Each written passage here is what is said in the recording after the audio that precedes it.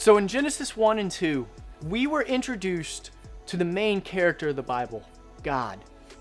And we saw that God's character was one that takes the bad parts of the world, the dark, the unformed, the unuseful parts of the world, and he creates something that is good and useful, something that is fertile and very good for humans to dwell in. But yet, we also know that there's conflict that's getting ready to happen. And in chapter 3, it's going to set the stage for what the one story of God is.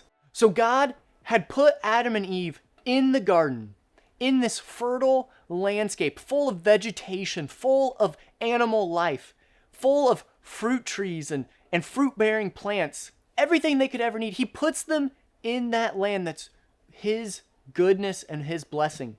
But he also sets a boundary for them.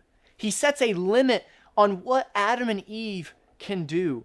He tells them that they can eat anything in the garden except for the fruit from the tree of knowledge of good and evil.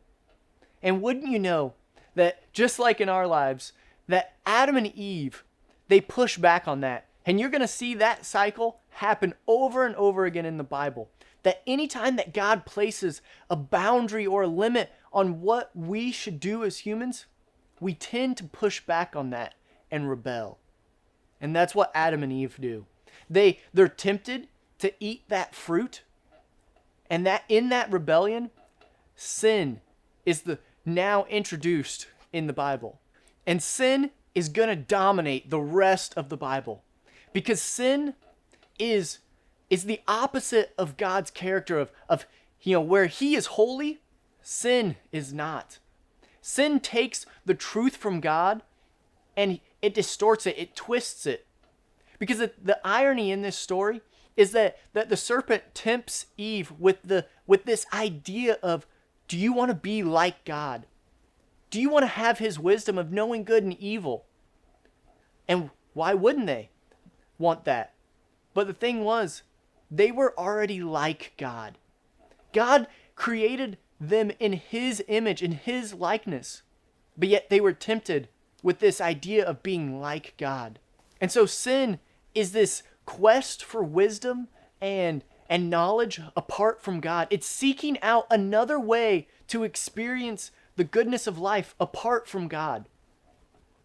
But the thing is, the picture we see is that God is the source of life. And anytime we try to seek that outside of him, we only experience death.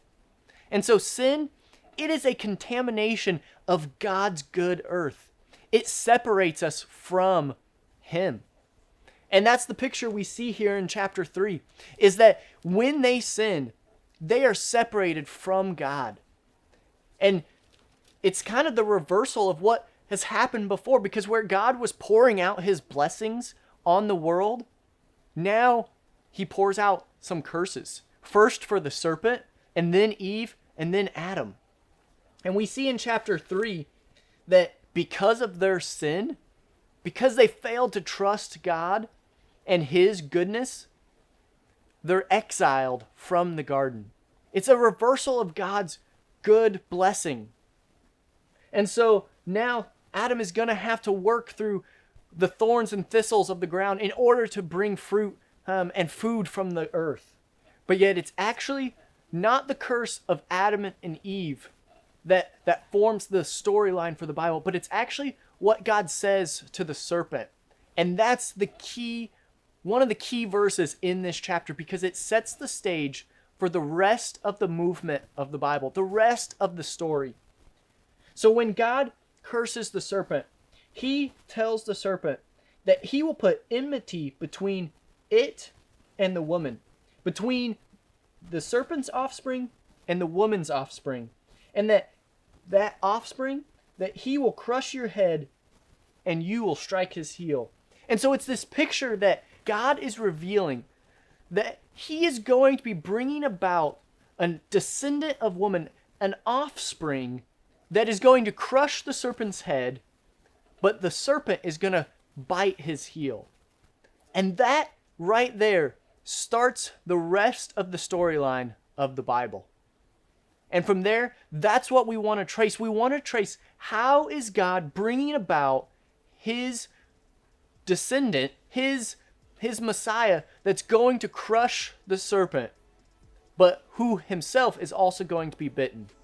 And so as we turn the page into chapter 4, we want to anticipate that. We want to look for that. How is God bringing about an offspring of Eve that's going to crush the serpent?